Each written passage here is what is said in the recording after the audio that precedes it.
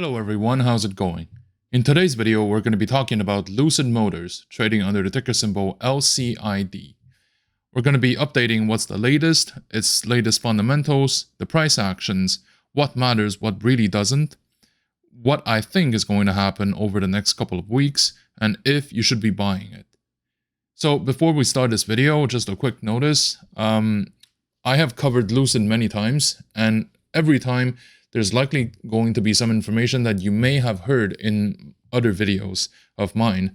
But this is because if I don't provide those context, there will be people who will be wondering like why key information are not included in, because for most of my videos, a lot of the viewers are first-time viewers.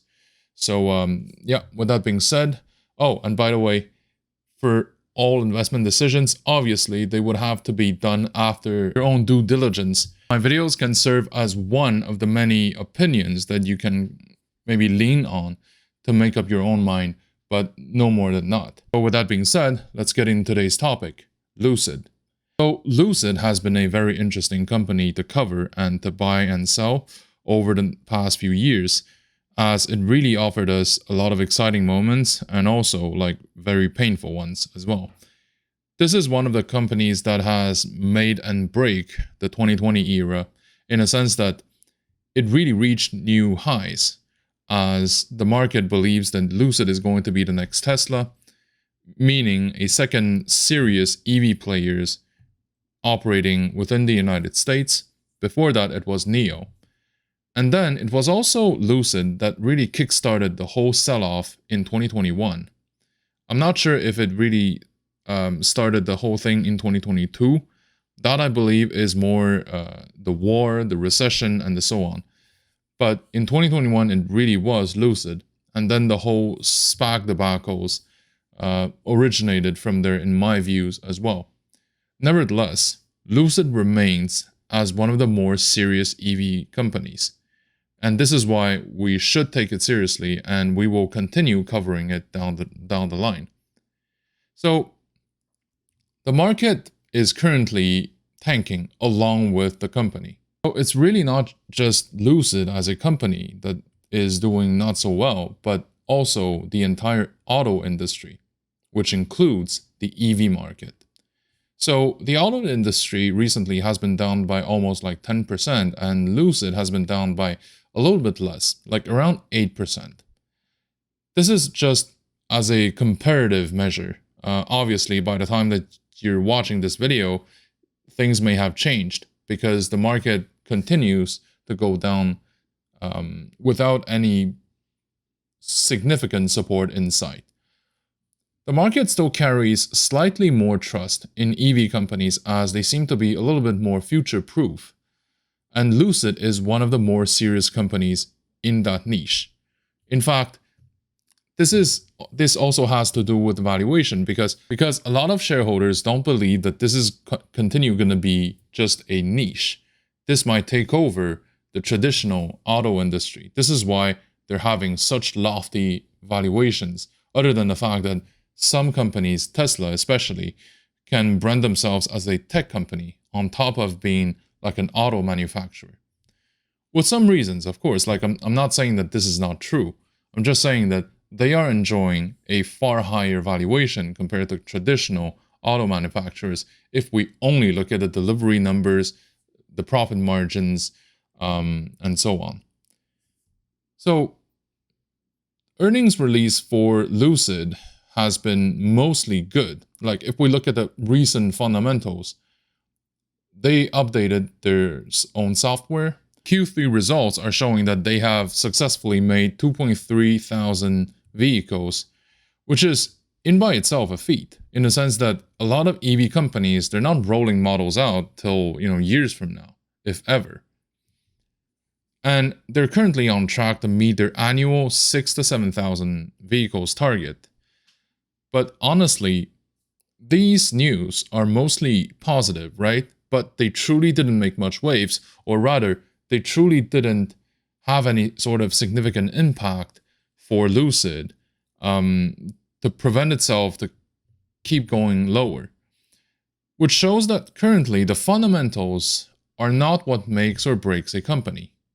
if ever. Because here's the thing. I remember that when Lucid first went public, everybody was looking for the tiniest little detail to find, almost to like find themselves an excuse to buy Lucid shares. At the time, it was the CCIV shares. Maybe we were collectively wrong. I'm not saying that this is the right thing to do. I'm just saying like that was the collective psyche in late 2020. And then a second wave came around when Lucid Air first rolled out. Then the stock also was sent to like, well, I wouldn't say new highs, but it broke from the previous like sell-off trend, the bearish trend. So when the market is good, when people have trust in a certain type of product or an idea, the idea being this sector is going to be wonderful, the sector is going to take over the traditional combustion engines vehicles, which it may not be wrong, but those who have been in this field for a long time should know that EV is just one of the many possible alternatives. The other one could be fuel cell technology, but this technology may not be fully mature to roll out just yet, right?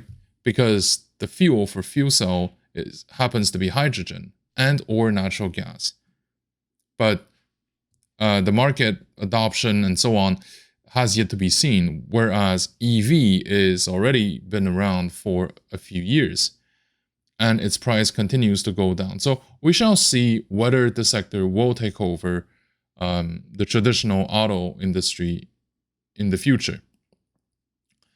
But for now, my point is, the fundamentals no longer make or break a company. Frankly, as far as CCIV or Lucid or LCID was concerned, it never has been the case.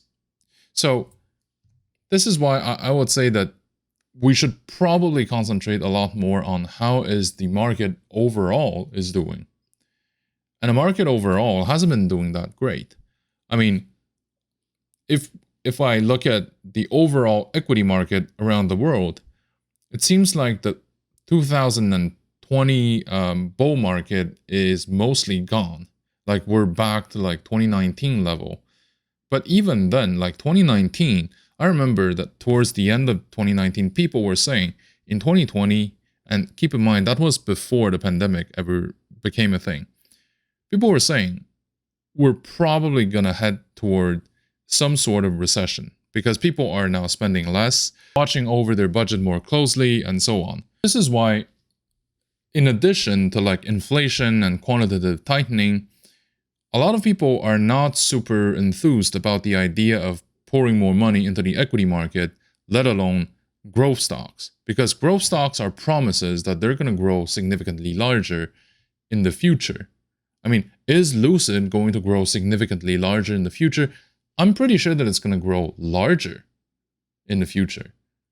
Is it going to grow to the point where, one, can it really rival with Tesla? And two, can it, ramp up its production to tens of thousands or hundreds of thousands a year? This really remains to be seen.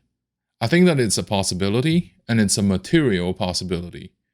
But whether they can make it within the next, I would say, decade, that I'm really not sure. And in fact, in my overall strategy with Lucid, I'm not really prepared for that scenario to occur within the next 10 years, okay? Regardless of what they say. Because it's one thing to present these things on a PowerPoint slide, it's quite another to buy actual factories and to hire people and to deal with the labor laws of different jurisdictions and so on and so forth, and also like technology changes to have those numbers actually showing up on the financial statements of, say, 2035. You see what I'm saying? So right now, the question is when it's going to find itself a support and how the future is going to look like from a macroeconomic standpoint. So if I look at the price action, over the past 5 days, the resistance has been around $13. In other words, it tries to reach above $13 and then it pulls back, okay? Because there's not enough buyers to push the price above that level. The support, on the other hand, hasn't been found yet. You can make a case to say that maybe the $12 point has been tested, but I mean, it hasn't been tested for a second time so far. So I'm still curious about whether this is going to occur. The last time it tried to recover, it stopped around $12.50, which suggests that there will be more softness or weaknesses coming down the pipe. So going forward, I think that the stock will keep grinding lower just because I don't see Lucid stopping just now. And even if it does, I have to wait for a prolonged period of time, like probably in terms of month, before I can say that, okay, it's no longer like grinding lower. It's probably gonna recover from there onwards. We're not there yet. And keep in mind that, like last time I was talking about Hyliion, I really thought that Hyliion was going to recover during summer. I mean, it supported itself, it bottomed out for I think it was 2 months, then the sell-off just resumed. And by the way, if we look at like all these EV markets, they tend to correlate quite closely, which means that maybe it's not because of Lucid or because of, Hyliion, they're doing poorly individually.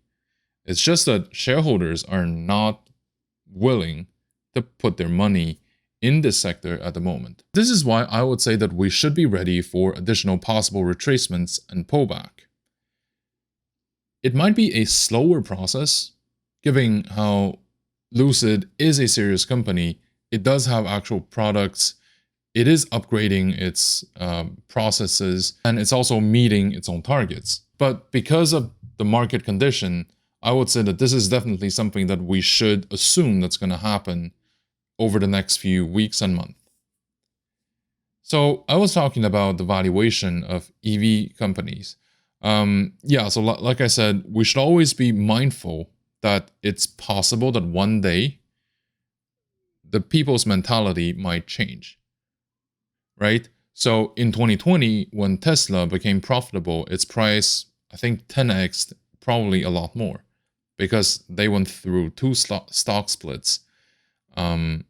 So I personally think that this was maybe a bit of an overreaction, partially because people like to believe that this means that it's going to grow significantly larger from there onward, but also because at the time, everything was down by a lot. So a lot of the capital went from other sectors into the EV market.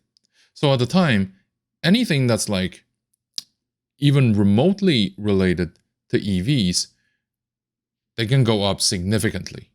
And a lot of companies like Ideanomics, for example, they've jumped on this bandwagon, and then they were also, handsomely rewarded for that decision. But as 2021 and 2022 came around, the collective decision-making process has now changed.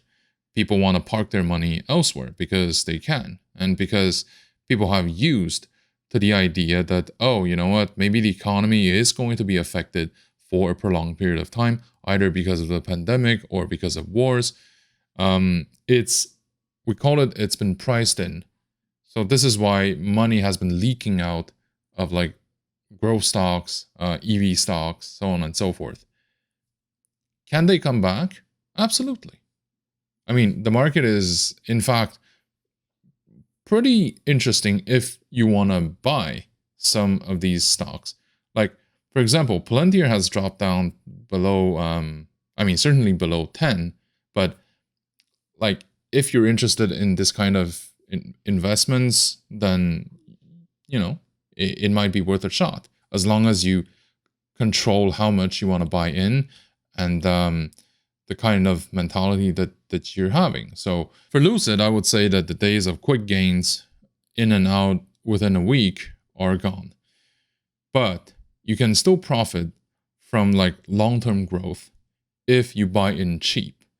And even though I don't know if right now is the bottom or is a very low price even, I'm positive that at some point it's going to go beyond the current price, because usually the market reflects the future, um, like the future outlook of the economy, right? That's it's supposed to do, plus a hefty sum of speculation.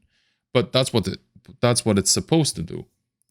And basically what we're having now is the assumption that the future is pretty dim. So, but what if at some point the market realizes that, oh, you know what, the recession is like over? Well, then every single thing, every single risk taking or risk oriented security is going to get higher. Ultimately, one major factor that will determine where is Lucid heading towards is going to be the quantity of money that's willing to take risk. And right now, there's not that much. Okay, so we have to wait for when capital comes back to say, I'm willing to take more risks because I'm more confident about the future. Until that day arrives, we're gonna see stocks like Lucid, like Palantir, like SoFi, like a whole bunch of things that we cover on this channel suffering. And Lucid is no different. Now, what is my recommendation for Lucid? Like, should you buy, should you sell, should you hold it? I would certainly advise against selling it. I mean, unless you've loaded way too many shares when things were better than now, right? Which is never something that should be done. So unless that is the case, I would say that now is a good time to start dollar averaging in. But dollar averaging in at a very slow pace. Because I believe that the current recession is going to last at least for 2 years. And at the end of which, maybe Lucid is going to go below $10. I personally believe that this can happen. What if the stock just stops tanking? What if the market improves? Well, then all for the better. But right now, we have to assume that things are not going to get better so fast. So in terms of strategy, I would say that it's definitely a buy, but a slow buy over a prolonged period of time. I would say that I would recommend you to buy it maybe 3 to 5% of your allocated amount every single month. So in other words, like every single month, you buy about 3 to 5% of this allocation so that at the end, maybe 20 months down the road, you would have filled your position. This is a safer way to play this, and I think that right now, patience is key. Regarding the overall exposure, I would say that for a stock like Lucid, you can put a little bit more faith into the fact that this company may do better for itself. So maybe 5 to 8% of your portfolio is a decent exposure to be had. Now, given the current market environment, I believe that the equity market is in a vast phase of correction, especially when it comes to tech and growth type equities. The financial market has been living and breathing thanks to the continuous creation of new capital with different waves of quantitative easings, which will have consequences on the price of assets as well as their yields. With the interest rates kept relatively low over the years and the increase of amount of capital in circulation, this will keep putting significant pressure on the profit that we can expect in the investment products across the board. And this, by the way, is a reality that may shift in the years to come if the interest rate of core infrastructures within our globally financialized system increases. It's useful to remember that the market doesn't represent the real economy, and of course, the real economy doesn't always reflect in the stock performance, since the name of the game here is ultimately called supply and demand, which depends on a whole bunch of factors that go way beyond our own control. If we think about it, this is like saying, if your neighborhood house that is put up for sale is only allowing those who actually want to live inside to buy it, versus if you allow every single type of buyer with different intent or reasons to buy or to sell it. So obviously, there will be a significant difference in the price of this asset for those two scenarios. The market currently works more like the second option, and assuming that it would only reflect the fundamentals of the underlying economy would correspond to the first option.